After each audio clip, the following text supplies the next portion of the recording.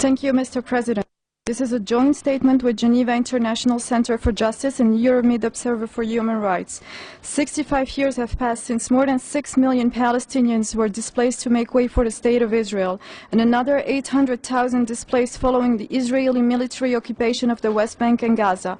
Warnings about the destruction of the Palestinian land, economy and people have accelerated to a crescendo, each year raising the same alarm. Still, action is slow.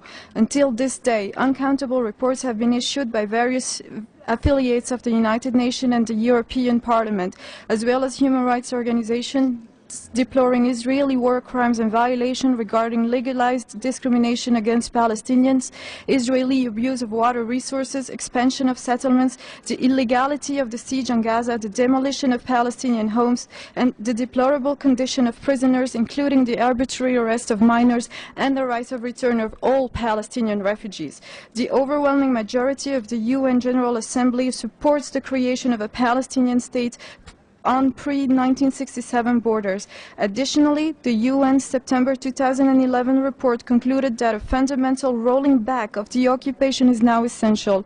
Yet, disturbing developments in the Naqab make it clear that the problem is not only the occupation, it's the ideology behind it, which is the hegemony over Palestine, along with a systematic policy of discrimination. Despite its awareness of the ongoing human rights violations, the European Union has so far served to fund the occupation, although Article 2 of the EU-Israel Agreement states respect of human rights as a precondition for cooperation. It is time that the European Union and all members of this Council pass from words to action and send a clear sign to Israel that it can no longer violate human rights without impunity. In conclusion, Mr. President, the number of resolutions and statistics that condemned, deplored and rejected the Israeli violations over the past decades have been uncountable.